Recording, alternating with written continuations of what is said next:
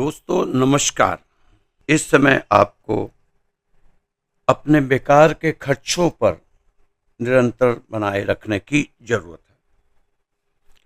व्यापार के कामों में सुधार आएगा और आय के नए साधन भी बनेंगे, लेकिन जो आपके खर्चे अधिक रह रहे हैं, ठीक है, ये खर्चे कुछ अच्छे कामों के लिए होंगे, इसकी चिंता नहीं है, लेकिन फिर भी खर्चे आमदनी से ज़्यादा हो रहे हैं, इसलिए आपको अपनी आमदनी को बढ़ाना चाहिए।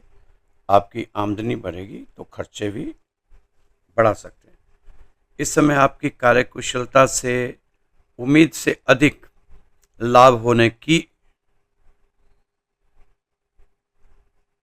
संभावना है। पिछले कुछ समय से चल रही दिनचर्या में अच्छा बदलाव आता हुआ नजर आ रहा है। दोस्तों, व्यापार के कामों में सुधार आएगा, ये आप भी जानते हैं। इस समय आप महसूस कर रहे होंगे कि पहले से कुछ राहत जरूर आपको मिल रही है। शेयर बाजार जैसे कामों में निवेश करने के लिए समय उत्तम कह सकते हैं, लेकिन कोई भी बहुत बड़ा निवेश आपको नहीं करना।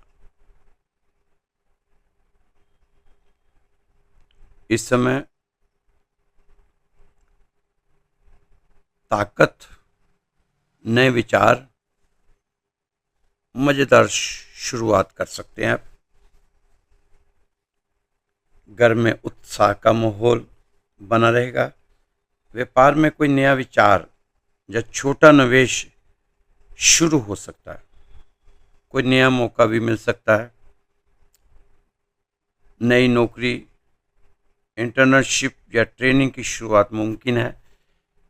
जो लोग मीडिया, मार्केटिंग, शिक्षा या नया काम शुरू करने से जुड़े हैं, उनके लिए ये जो समय प्रेरणा देने वाला रहेगा। नौकरी के लिए बुलावा, प्रोजेक्ट की मंजूरी या किसी बड़े से नई जिम्मेवारी मिलने की उम्मीद लगाई जा सकती है। दोस्तों, भावनाओं पर थोड़ा आपको कंट्रोल करना होगा। जल्दीबाजी में बह ना जाएं, इसलिए अपनी भावनाओं पर कंट्रोल करें।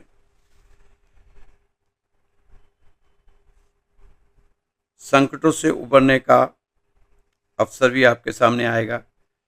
छोटी मोटी चुनौतियां जो आपके सामने आ रही हैं, उनसे आप बिल्कुल भी घबराएं नहीं, क्योंकि इन चुनौतियों से लड़ते हुए आगे आप निकलते चले जाएंगे।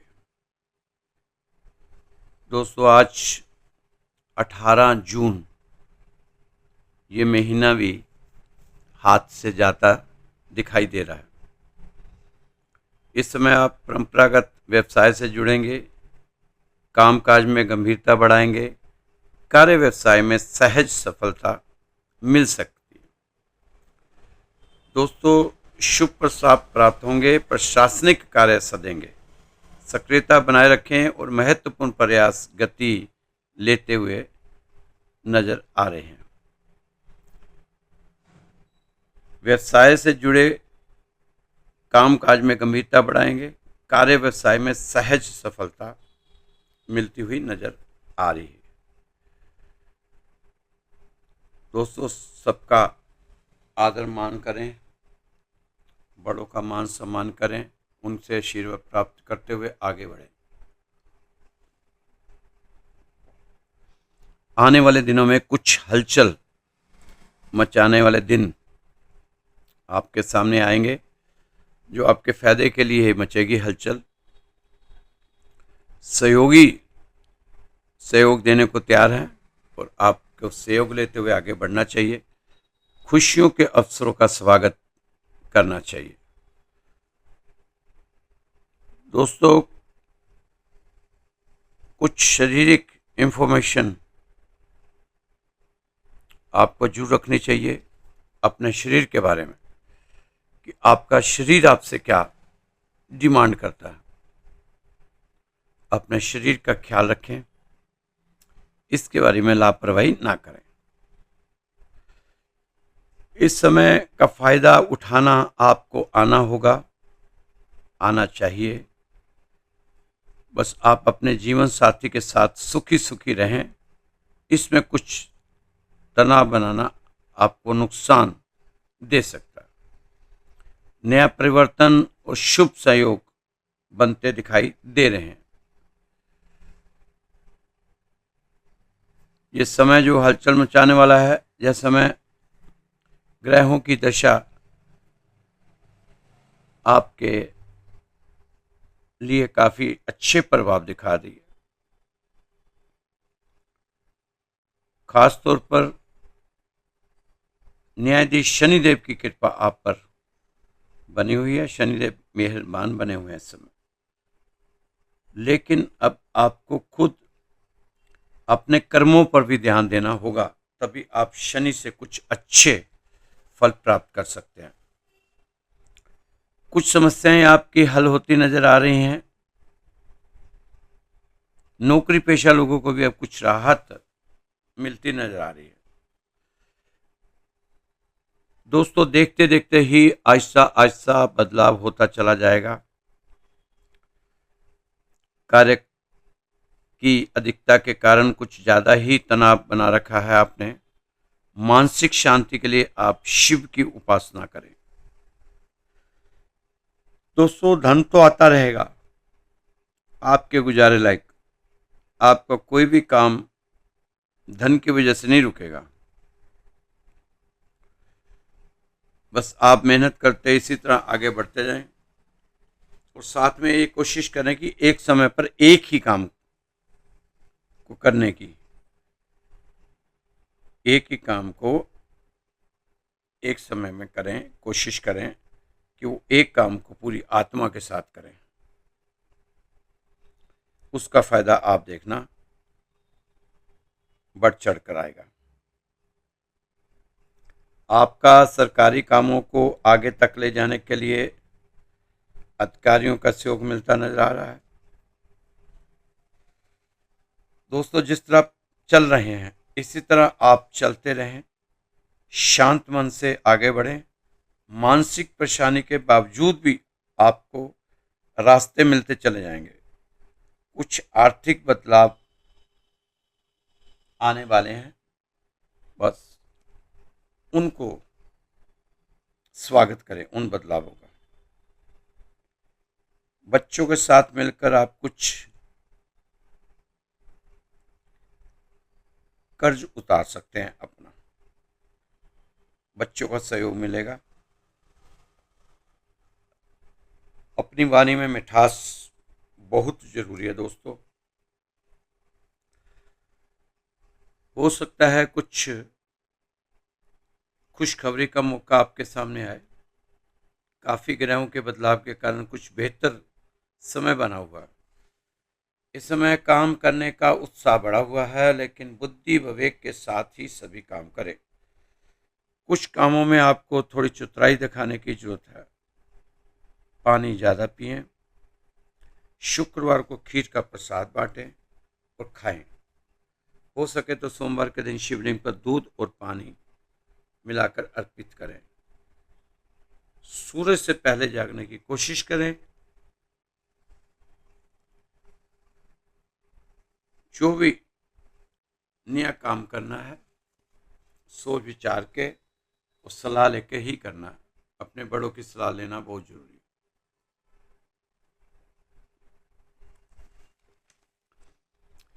दोस्तों, गहराई से सोचेंगे तो पाएंगे कि प्रभु कृपा, निदान और दया निदान, ये दोनों शब्द केवल सुनने में ही एक से लगते हैं, पर वास्तव में कृपा निधान इतना रसीला नहीं जितना कि दया निधान है। क्योंकि कृपा निधान तो प्रभु तब कहलाएंगे जब हमने कुछ कर्म किया होगा जिससे वह खुश हुए और उन्होंने कृपा की। लेकिन उनके दया निधान स्वरूप में तो केवल दया ही दया है। जब हमें कुछ करने का साहस व सामर्थ्य ही ना बचा हो, खुद को उठाने की मंशा तक शून्य हो गई हो, थकान से भी बेहद थकान ने जब तोड़ दिया हो और जीवा से अपने प्रभु को पुकारने तक की शक्ति ना बची हो, तो ऐसे में भी हम संवरे रह जाएंगे। संवरे क्या, सीधे आकर मालिक के मुकुटमणि तक बन जाएंगे। यह केवल तब ही हो सकता है जब परमात्मा हम पर दया करने लगे। और ये भूलते हुए कि हम रोजाना की जिंदगी में क्या क्या पाप कर रहे हैं। दोस्तों, धर्मराज किसका सगा हुआ है? सबूतों की पोटली अपनी कोख में दबाए वह सबका इंतजार करता है, ऐसे जैसे उसे दंड देने में ही मजा आता है। लेकिन हमारे परमात्मा ऐसे दयानिदान है जिन्हें दंड देने में नहीं, बल्कि केवल और केवल दया बरसाने में आनंद आता है। ऐसे परमात्मा हमारे साथ हो तो फिर भला कैसी गरीबी, कैसी कठिनाई, कैसी समस्याएं, कैसी चुनौती। हमें तो अपनी उंगलियों के ठेलों से तारों की स्थिति बदल देनी चाहिए। दोस्तों, अपने आप को प्रभु के शरण में और प्रभु के साथ लगन आपकी होनी चाहिए। बाकी सभी काम प्रभु आपके निपटाएंगे। आप तो अपने प्रभु की शरण में चले जाओ ईमानदारी से, और वो दया निधान है। सारे कर्मों के हमारे पाप काट सकते हैं। दोस्तों, तुम्हारा अंत आकाश में जलता हुआ उसका दिया, तुम्हारे अंदर रोशनी देती ज्योति छवि मौजूद है। तुम मिट्टी के दिए बाहर से जरूर हो, पर भीतर तो चिन्मय की ज्योति जल रही है। मिट्टी के दिए तुम बाहर से हो, ज्योति थोड़ा मिट्टी की है, दिया मिट्टी का, पृथ्वी का है, ज्योति आकाश की है। दिया संसार का है, ज्योति परमात्मा की है। पर हमारी स्थिति वही है जो कस्तूरी मृग की भागे फिरते हो, जन्मों जन्मों से तलाश कर रहे हो, उसकी जो तुम्हारे भीतर छिपा है, उसे खोज रहे हो जिसे तुमने कभी खोया नहीं। खोजने के बाद ही तुम वंचित हो। हमारी हालात उसी मृग की तरह है, जगह जगह ठोकरें खा रहा है, जरूर खा रहा है, जरूरी हो रहा है, लहू लहान हो रहा है, पर ढूंढ नहीं पा रहा कस्तूरी, क्योंकि बात शुरू से ही गलत हो गई। जो भीतर था उसके पास था, उसने उसे बाहर सोच लिया, क्योंकि गंध बाहर से आ रही थी। तुम्हें भी आनंद की बूंद पागल बनाए है, पागल बना रही है। तुम भी आनंद की गंध को बाहर से आता अनुभव करते हो। कभी स्त्री पुरुष, कभी बांसुरी, कभी टीवी, कभी भोजन, कभी यात्रा, कभी धन की संसार में आनंद लगता है। कभी पद की शक्ति में, अहंकार में आत्म आनंद मिला, बड़ा मजा आया। हर वृक्ष से तुम सर तोड़ चुके हो, लहू लुहान हो चुके हो। कभी यहाँ कभी वहाँ खोजते हो, और झलक मिलती है। झलक इसलिए मिलती है कि कस्तूरी कुंडल बसे, कस्तूरी अंदर ही है। तो दोस्तों, हमारे अंदर ही परमात्मा है। हम बाहर ढूंढते फिर रहे हैं, यात्राओं पर जा रहे हैं, लेकिन परमात्मा को हमारे अंदर ही आप देख सकते हैं। उसके लिए आपको सुबह 3 से 5 उठना होगा। 6 साल में महात्मा बुद्ध ने देखा, 12 साल में महावीर जी ने देखा, और आप भी देखो कैसे मेंटेन करना है, कैसे आपने देखना है। सुबह जल्दी उठना आपके लिए बहुत लाभकारी है। सुबह जल्दी उठेंगे तो बात बन जाएगी। दोस्तों, दर्द को भूल जाओ तो वह दिमाग से हट जाता है। अगर सारा दिन अपने दिमाग में दर्द दर्द लेके रखोगे तो दर्द बढ़ जाता है। जीवन में कठिनाइयां हमें बर्बाद करने नहीं आती, बल्कि यह हमारी छुपी हुई सामर्थ्य और शक्तियों को बाहर निकालने में हमारी मदद करती हैं। कठिनाई को यह जान लेने दो कि आप उससे भी ज़्यादा कठिन हो। दोस्तों, यदि आपने घर में बेवजह महाभारत होती है, आपके घर में बेवजह की महाभारत होती है, तो उस महाभारत का हिस्सा ना बने, बल्कि घर में छुपे हुए शुकनी को पहचानें। आप जिस चीज के लायक हैं उससे कम पर कभी समझौता ना करें। यह अभिमान नहीं होता, स्वाभिमान होता है। आपको लगे कि जीवन अब अस्वस्थ हो गया है, तो आप व्यस्तता चुन लें। अस्त होना हर बार समय के लिए छोड़ देना चाहिए। तो दोस्तों, अपने को अस्त व्यस्त ना करो, व्यस्तित करते हुए आगे बढ़ते जाओ तो बात बन जानी है। अपने मान सम्मान को सर्वोपरि रखने वाले हैं आप। दोस्तों, इस समय आप थोड़ा सा अपने अहम को अपने काबू में रखें तो अच्छा रहेगा। क्योंकि दोस्तों, घमंड कहता है कि मुझे किसी की जरूरत नहीं, और समय और अनुभव कहता है कि समय आने पर मिट्टी की भी जरूरत पड़ती है। कृपया इस समय आप सबका सहयोग लेकर चलते रहो, सभी से बनाकर रखो। यह ठीक है, सब लोग साथ देने वाले नहीं मिलेंगे। कभी कभी दूसरे लोग भी बुरा बनने के लिए मजबूर कर देते हैं और आप उनके जाल में फंस जाते हैं और उन जैसे बन जाते हैं। दोस्तों, थोड़ी सी चालाकी अपने आप में लेकर, थोड़ी सी चालाकी अपने आप में लेकर आओ, नहीं तो यह दुनिया आपको मूर्ख बनाकर अपने काम निकलवाती रहेगी। एक राजा को एक ज्योतिषी ने बताया कि आपकी पत्नी पर संकट आने वाला है, इससे उसकी मौत भी हो सकती है। यह 1 महीना आपने सावधानी बरतनी है। सच में रानी की 1 महीने में ही मौत हो गई, रानी मर गई। अब राजा ने सोचा कि जरूर इस ज्योतिषी ने अपनी भविष्यवाणी को सच करने के लिए कुछ काला जादू या तांत्रिक विद्या का प्रयोग किया है। राजा ने सिपाही को भेजकर उसे गिरफ्तार किया और राजा के पास ले जाया गया। राजा ने उससे कहा, सच सच बताओ, कौन सी तांत्रिक विद्या का आपने इस्तेमाल किया? कौन सी तांत्रिक विद्या का आपने इस्तेमाल किया, मुझे ये बताओ। महाराज, मैं ज्योतिषी हूं, कोई तांत्रिक नहीं। यह तो मैंने ग्रह नक्षत्रों की गणना के हिसाब से ही की थी बात। राजा को विश्वास नहीं हुआ।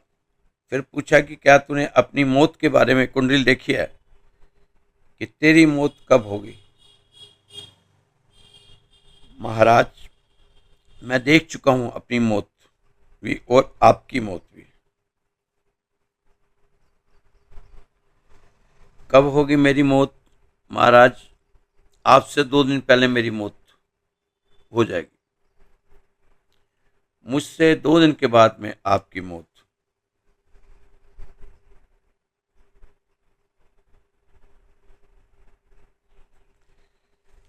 अब राजा क्या करे कि उसने कहा कि आपसे 2 दिन पहले मेरी मौत और मेरी मौत के 2 दिन बाद आपकी मौत।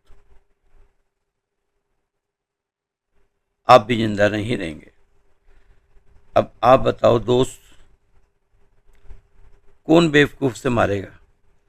अब तो उससे राजा की शरण प्राप्त होगी। ऐसी ही चालाकियां चाहिए जीवन में, अगर इस संसार में अपने आप को आपने चलाना है। दोस्तों,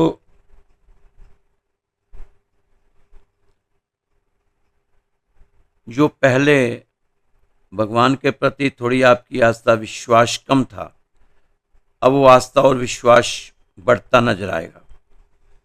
आपका ध्यान भगवान की तरफ ज़्यादा ही लगेगा।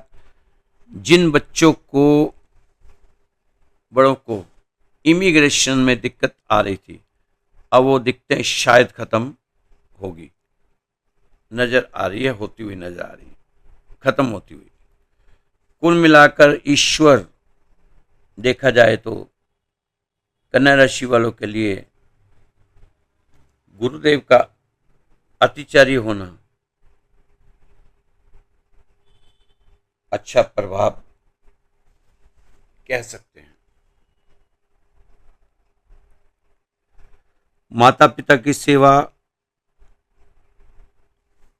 का बहुत लाभ मिलेगा इस समय आपको। इस वक्त दोस्तों, इस समय हम असंभव काम भी संयम से कर सकते हैं। अगर हम जो काम कर रहे हैं उस पर, काम पर विश्वास करके, उस पर भरोसा करके आगे बढ़ेंगे तो आपका भाग्य, किस्मत, मुकद्दर भी आपका साथ देगी ही।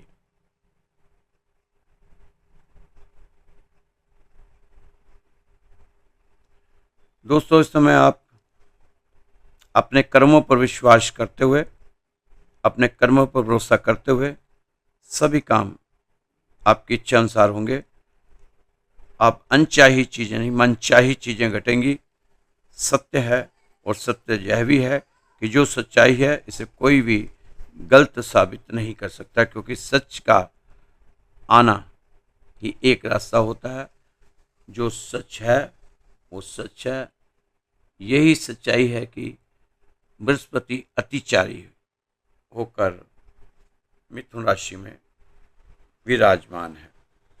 अब इसका सभी राशियों पे प्रभाव तो रहेगा, पूरे संसार में भी इसका प्रभाव देखने को मिल सकता है, क्योंकि पूरे संसार में आज एक ही चर्चा है बृहस्पति अतिचारी की।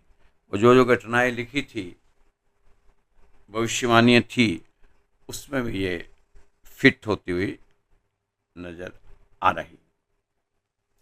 दोस्तों, कई लोग कहते हैं कि मैं परमात्मा को मानता हूं, फिर मुझे तकलीफ क्यों है, कष्ट और दुख क्यों है। मैं पूछता हूं, कहाँ लिखा है कि जिनके साथ परमात्मा है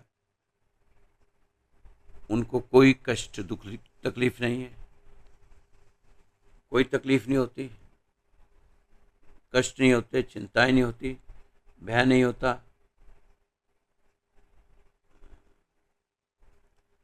सभी को दुख तकलीफ होते हैं। अर्जुन के साथ परमात्मा चल रहे थे, सारा दिन अर्जुन के साथ परमात्मा रहते थे, क्या अर्जुन को कम तकलीफें थी? दोस्तों, हमने तो उतनी तकलीफें देखी भी नहीं, उनके तो साक्षात भगवान साथ चल रहे थे। 1 साल के लिए हिजड़ा बनकर रहना पड़ा अर्जुन को।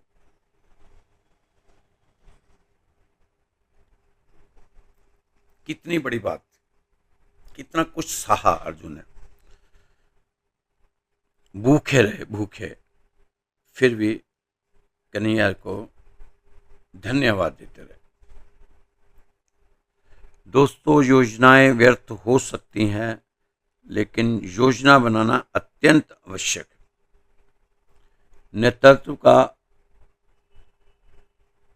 वह कला है जिसमें आप दूसरों से अपना काम करवा सकते हैं, जो आप चाहते हैं,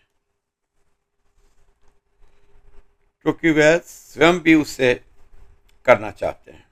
किसी संघर्ष में यह है महत्व नहीं समस्या कितनी बड़ी है, बल्कि यह है कि समस्या से लड़ने के लिए आपके भीतर लड़ने की भावना कितनी प्रबल है।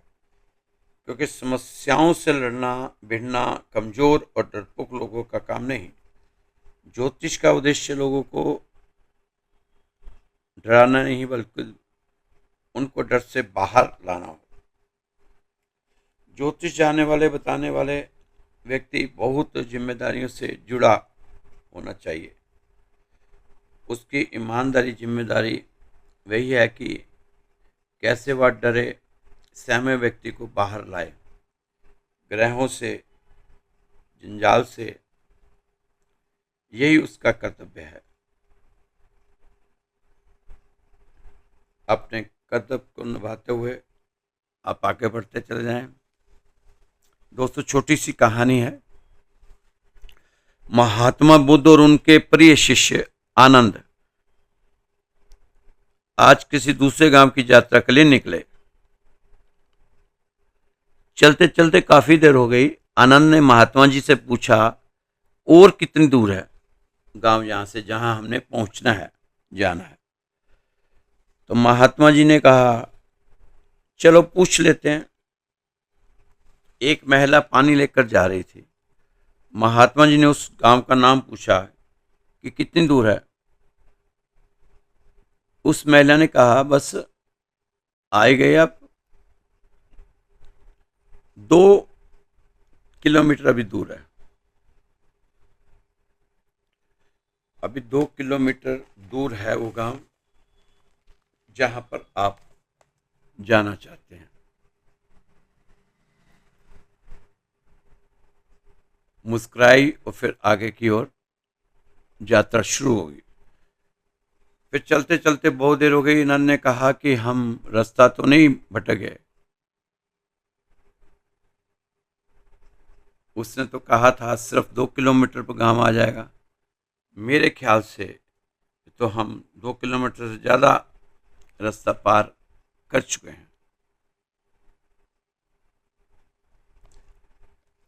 महात्मा जी ने कहा, चलो पूछ लेते हैं, तुम सही कह रहे हो। महात्मा जी ने एक व्यक्ति को पूछा कि गांव कितनी दूर है। व्यक्ति ने बताया, गांव तो नजदीक ही है, आप पहुंच ही जाओगे। महात्मा ने कहा, पहुंच तो हम जाएंगे, दूर कितना है? उसने कहा, सिर्फ 2 किलोमीटर। आनंद हैरान हो गया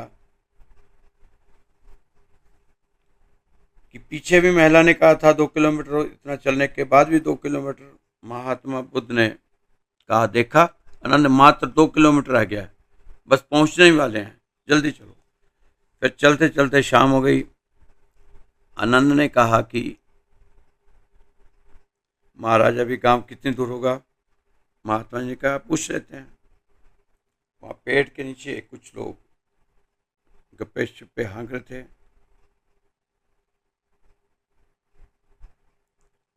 महात्मा जी ने उनसे पूछा। उन्होंने बताया, आप तो बस पहुंच ही गए समझो, बस 2 किलोमीटर का फासला रह गया है उस गांव का जहां आप जाना चाहते हैं। और मुस्कुरा कर चल दिए।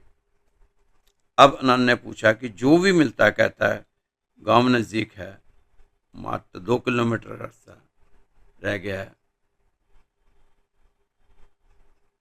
फिर चलते चलते 2 किलोमीटर का रास्ता ही तय नहीं हो पा रहा।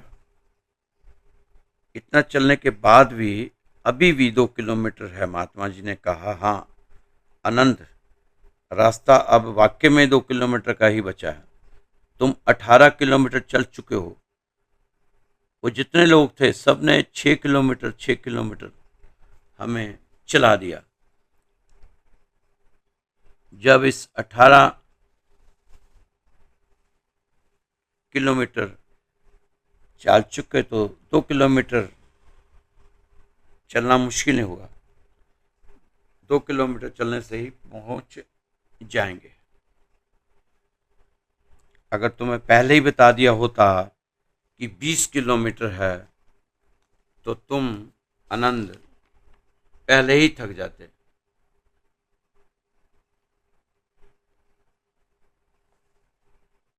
इसलिए दोस्तों, हमें भी अगर कोई बता दिया जाए कि तुम्हारा अच्छा समय 5 साल के बाद आएगा,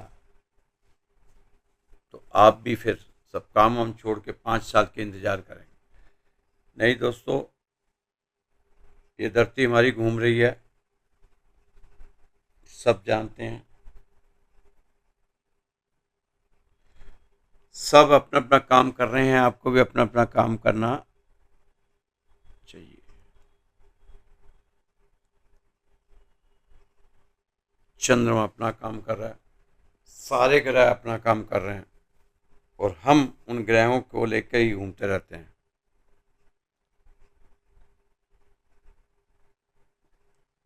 आज तो बस भगवान की रजा में राजी होकर अपने काम करते रहो, सारे ग्रह आपकी फेवर में आस्ता आस्ता आते चले जाने हैं। दोस्तों, देख मेरी इन मुसीबतों से तू ना इस तरह हंस बंदे, देख मेरी इन मुसीबतों पे तू इस तरह ना हंस बंदे, सितारा मेरा फिर से बुलंद होगा, तू बस देखता रह जाएगा, सूरज मेरा फिर से उदय होगा। करवटें बदल रहा है समय, अभी मेरा ये तो एक दिन तेरा भी बदलेगा। अंधेरा मिटने को मेरे जीवन से सूरज फिर कल आसमां में उदय होगा। लोगों ने कहा कि लोहे को तो लगा है अब जंग, मैंने कभी कह दिया उनको सोने को, अपनी तपन से चमकाने को सूरज फिर से उदय होगा।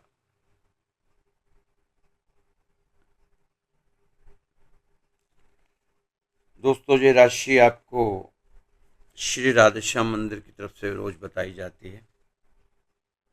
राशि तो कम होती है, इसमें अध्यात्म की बातें, भगवान के नज़दीक कैसे जाया जाए मैं आपसे सीखता हूँ। जब बात करता हूँ तो मेरी आत्मा भी सुनती है, तो आस्ता आस्ता परमात्मा के नज़दीक, क्योंकि ये मंदिर की राशि है।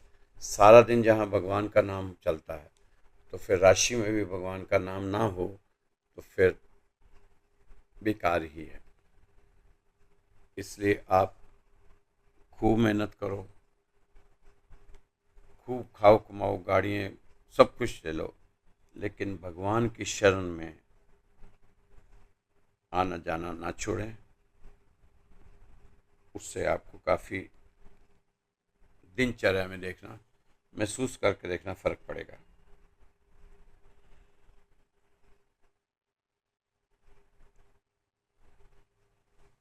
दोस्तों, मेरा नंबर है 9315336907। ये मेरा नंबर है, व्हाट्सअप नंबर है। आप अपना कोई भी मैसेज भेजना दे, इसमें भेज दें। कोई बात करनी चाहता है तो आप मुझसे व्हाट्सएप पे बात कर सकते हैं।